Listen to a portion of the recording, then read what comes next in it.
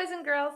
Today we're going to get started on a brand new lesson. It's going to be on a contemporary artist who does a style of photorealism. That means his paintings look like they're photographs, that they're super, super realistic. And he is a pop artist, and his name is Kurt Pyle, and he actually lives in South Africa in a place called Cape Town. Now, if you take a look at the examples that I have out in front of you, and I'm going to make my screen a little bit smaller so you can see his work a little bit better. He actually paints a lot of different things, but the ones that we're going to be focusing on today are going to be his beautiful gemstones. Now, as my students know, that I love jewelry, anything that sparkles is my favorite thing, and I thought it would be fun to make a piece of artwork based on gems. And take a look, wow, at these gorgeous paintings that he makes. These look like they could be real diamonds, real emeralds, real beautiful gemstones, but they're actually paintings that he makes himself. Now, this is Kurt right here. He's the artist that we're looking at, and these are his paintings of gemstones. Now, his gemstones are what we call a larger than life size scale. The scale is the size of something, so that's how big or small something is. And if you take a look, these are not the normal size of a diamond ring or a diamond earring that somebody would normally wear. These are bigger than life, and they are what we call photorealistic. What that means is that they look like a photograph. They look super, super real. The way he does that is by having really specific uses of highlights and shadows, and he's using a really strong contrast within these highlights and shadows, which real diamonds have and real gemstones have. So if you're taking a look at this painting right behind him, you'll notice all the different shapes within the facets. That's those little planes and sections and cuts of the diamond or stone.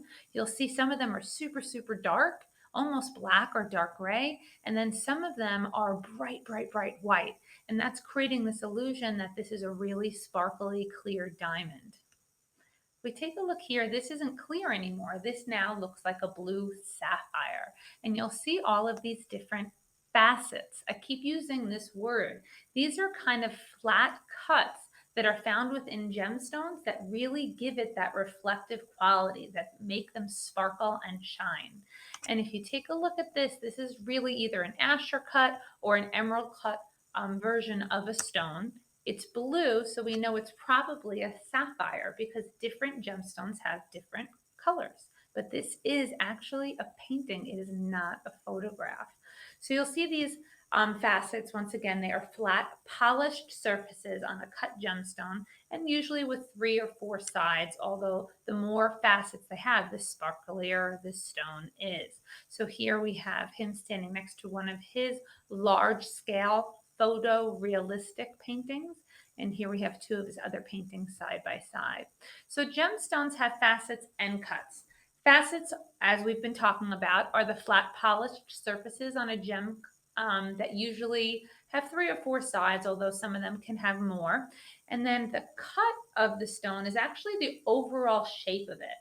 So if we take a look here, these are not his paintings. These are just giving you some ideas of different shapes and cuts of stones. And these could be for diamonds, these could be for sapphires, these could be for any kind of stone really or crystal. And here we have a trillion, here we have a cushion cut, here we have a radiant cut, here we have a marquee cut, a round cut, an oval cut, a princess cut, a heart-shaped cut, an emerald cut, that's what we're going to be doing today, an Asher cut, a baguette cut, and a pear cut. And there are lots of other ones as well, but these are the most basic that are out there that jewelry is made from, and they're kind of fun and exciting to try out different shapes and cuts. So we are going to be focusing on the emerald cut gemstone and using whatever supplies you have around your house today. You're going to be able to add color to create your own ruby or emerald or sapphire or diamond. And I'm going to show you in the next tutorial how you're going to be able to do that step by step. So you could start to get out your paper, your crayons, your markers.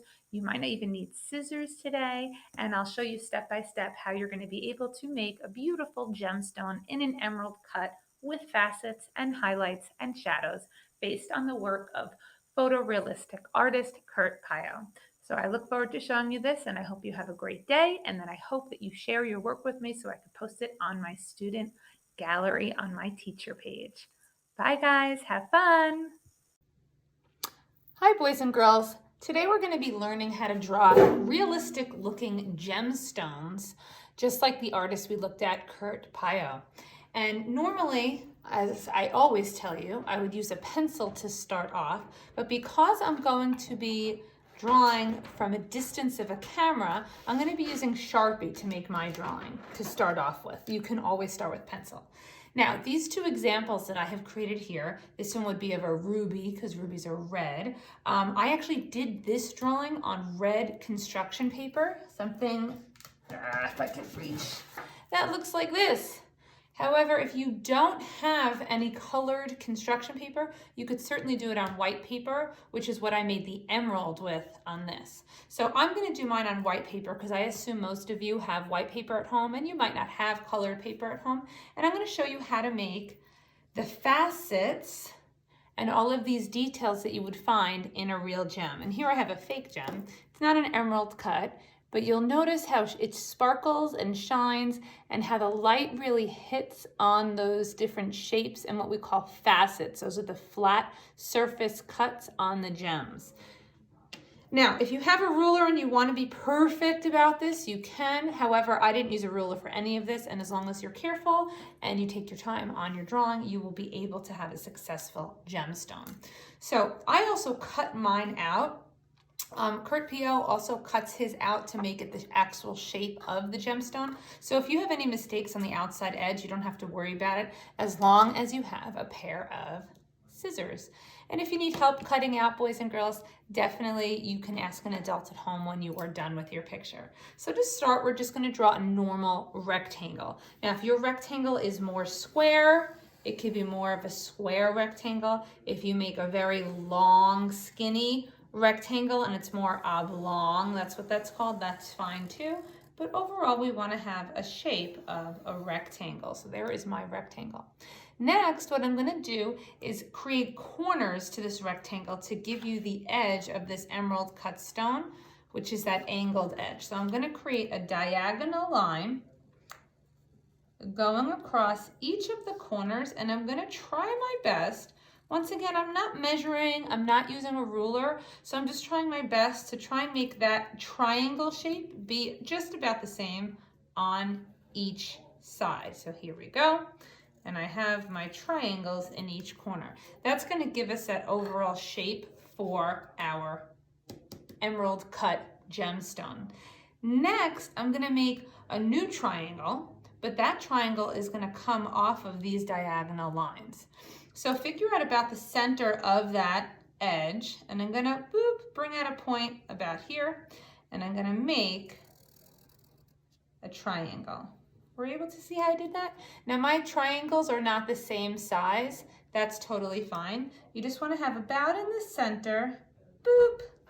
You can make a dot and connect it by making it into a triangle. And you could make these different sizes. They could go much longer than the original one, or they could be exactly the same size as the original one, because really each diamond or emerald or ruby, all of these are cut.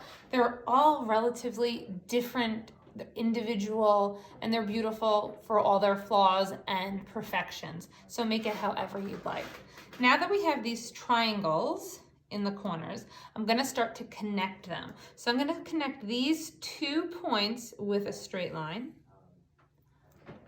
And then I'm going to connect these 2 points with a straight line. And I'm going to connect these 2 points with a straight line. And I'm going to connect these 2 points with a straight line. So what I have right now is the most basic of forms of an emerald cut stone. I have the flat face of the stone, that would be here, and all of these facets. Now to make it look extra sparkly, you can add extra facets. So that's what I'm going to do right now. I'm going to add some more edges and lines to create more facets. So I'm going to make another straight line here. And I'm going to take my time when I do that. And on the opposite, I'm going to try and make it the same, because most stones, when they're cut this way and have facets, especially like an emerald cut stone, they have symmetry. That means whatever's happening here is also happening here. And whatever's happening here is also happening here. So I'm going to do the same thing here. I'm going to leave a little bit of space and create a line between here and a little bit of line, space, and a line here. Now, if you notice in my triangle here, I want to make these two extra lines meet up, but I'm going to follow that same diagonal. So I'm going to make this line go from point to point. That's going to create a diagonal. I'm going to create a point to point up here. I'm going to connect these point to point up over here, and I'm going to create these point to point over here. So what I just did was create a whole nother level of facets.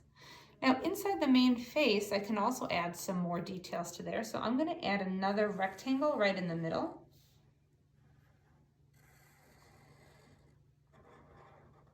There you go.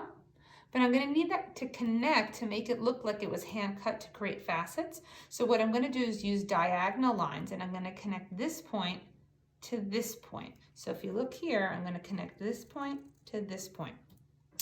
I'm going to take that corner of the rectangle and connect it to here with a diagonal line. And I'm going to create a diagonal line from here to here and here to here. Now at this point, if you want to add more facets, you can get as fancy as you want. You can add more edges, but I'm going to call my emerald cut shaped gemstone done for now. And now I'm going to start to add color. So here I used all different types of reds because this was a ruby stone. Here I used all different types of greens because this was a green stone. And now I said I wanted to make something that was a sapphire. Sapphire is actually a blue stone. Now you can use any color blue that you like. I like to use lots of different versions of blues, and I have colored pencils, and I have markers, and I have crayons, and I think it's actually best to use all of those when creating your picture, because that's how you get the most variation. Variation is when you have the most difference of things within one item, and it actually makes more visual interest. It makes it look more exciting to look at. So if you notice, I have some different blue markers, I have different blue pencils, and I can also take out some different blue crayons. So let's see if I could find some blue. Instead of dumping them all out, I'm just going to kind of hand pick some different blue crayons here. So maybe you only have red crayons at home. Well, maybe then you'll make a ruby, or maybe you want to make a rainbow stone, and you can create your own that you would like to see or make. So I'm going to start with my marker, and basically you're going to color some of the facets in with this dark blue. That's going to make it look like shadows, because this marker is probably going to be my deepest, darkest blue. So I'm going to think of each of these shapes as being a different section that I'm going to color in, almost like a coloring book, okay? So that one facet I colored in blue.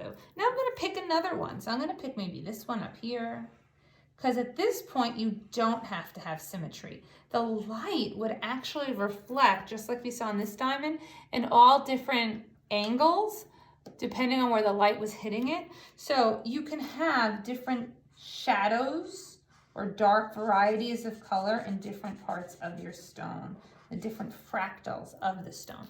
So if you notice, I am using this dark deep blue in some spaces.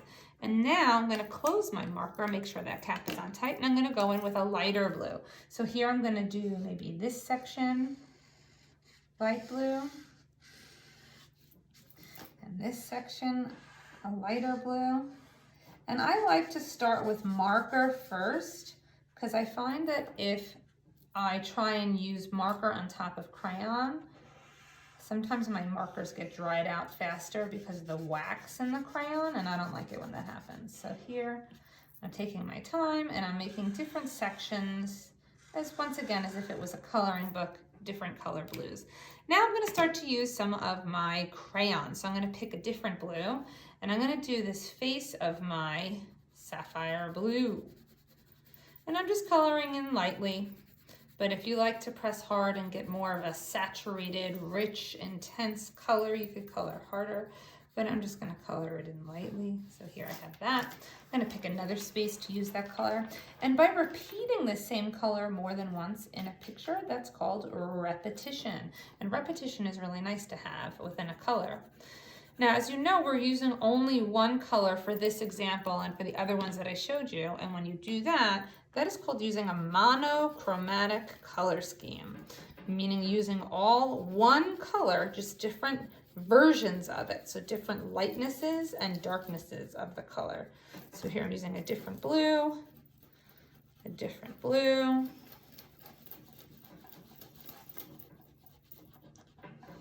okay, and then maybe here a different blue. So I'm starting to run out of spaces, and that's good because that means I'm almost done with my gemstone. And then maybe I'll use some colored pencil. So here's a colored pencil. I'm going to color in this one blue. And I'm going to color in this blue. So I repeated my colors. I'm going to color in this blue.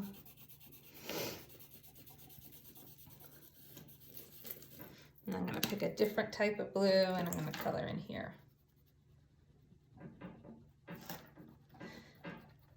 Now you can also create different shadows and values by pressing harder and now overlapping with things. So if I had marker here, I could now overlap it with crayon. And I don't know if you could see from the camera or not, but I'm starting to make a corner of this darker by using a crayon. I could come here and make part of this darker. And most of this happens in very specific angles. So I'm going to almost make a triangle there of that being a little bit darker. I can use colored pencil on top of areas that I used crayon on and make that look different.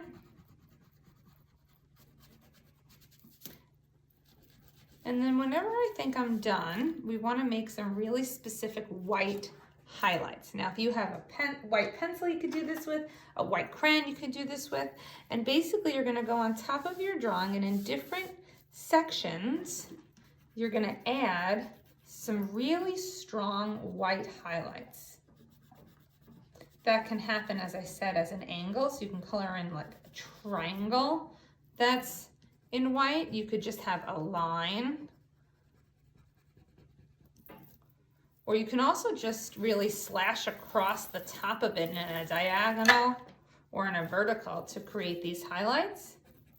You can also add a little star or snowflake shape to make it look like it's twinkling or sparkling. Okay. If you have white out in your house or white paint, you can even, this is white out, you can even add a really specific white or make twinkles inside of your edges. Okay? And the very last step, and once again, if you need an adult to help you with this, is to cut out our picture. So these corners that we originally drew in, you're going to be able to get rid of, and that's going to give you that traditional emerald cut shape with these what we call beveled edges. And by coloring in all those different versions of blues, we were able to create different highlights and shadows and all those facets in your stone catching the light. So here is my sapphire. I hope that you enjoyed this lesson, and I hope that you create many different gems so that you have a collection of gemstones at the end of the week. Enjoy. Bye.